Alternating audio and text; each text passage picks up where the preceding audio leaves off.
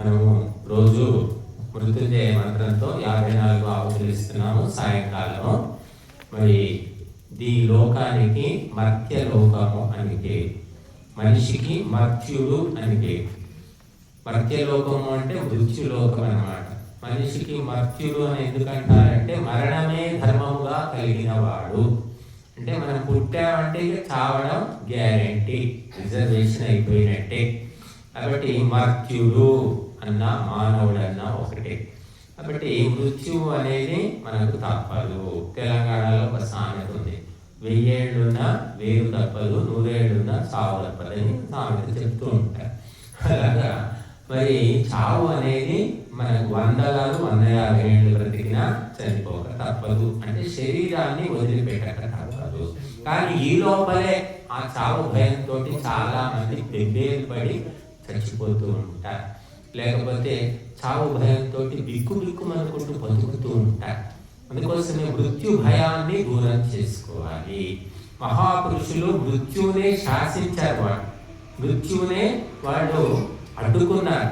వాళ్ళు ఎప్పుడు అనుకుంటే అప్పుడు మృత్యు వచ్చింది, కానీ మనం ఎప్పుడు అనుకుంటే అప్పుడు మృత్యు రాదు. మృత్యు చెప్పినట్టు మనం వినాలి.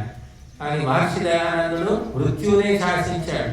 కాబట్టి అటువంటి మహాపురుషులు మన దేశంలో ఉద్భవించారు. కనుక మనము ఈ మృత్యుంజయ మంత్రం ద్వారా మృత్యు భయాన్ని పోగొట్టుకొని ధైర్యాన్ని పెంపొందించుకొని ధర్మ కార్యక్రమాలను చేయాలి, ధర్మ రక్షణ కోసం కృషి చేయాలి. ఇప్పుడు ఈ మంత్రం ఒకసారి అందరూ చెప్పండి.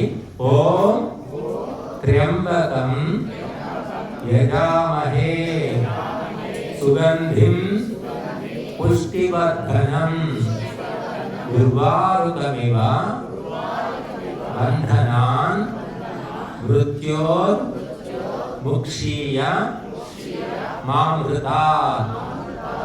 ఇది మంత్రం. ఈ మంత్రము యజుర్వేదంలో 3వ అధ్యాయంలో 60వ మంత్రం.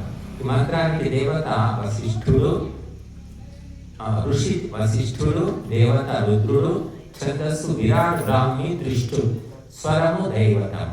ఈ మంత్రం యొక్క అర్థం కూడా చెప్పండి. సువాసనతో కూడి పుష్టిని కలిగించే పండిన కర్బూజా పండు అనాయాసంగా తీగ నుండి తనకు తానే వేరైనట్లుగా ఓ సృష్టి స్థితి లయ కారక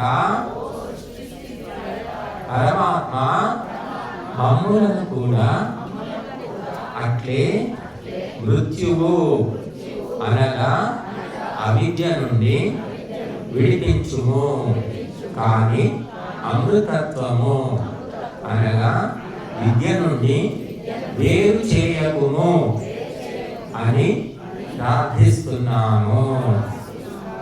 కాబట్టి అది మృత్యు అంటే అవిద్య, అమృతత్వం అంటే విద్య. కాబట్టి ఆత్మతత్వం తెలుసుకోవడమే విద్య. అది ఎప్పుడో సిద్ధిస్తుంది. కాబట్టి మనం నిరంతరము అందుకోసము కార్యరతులం కావాలి. ఇప్పుడు మృత్యుంజయ మంత్రంతో ఆపుతాం. ఓం త్రయంబకం యజామహే సుగంధిం పుష్టివర్ధనం ఉర్వారుకమివ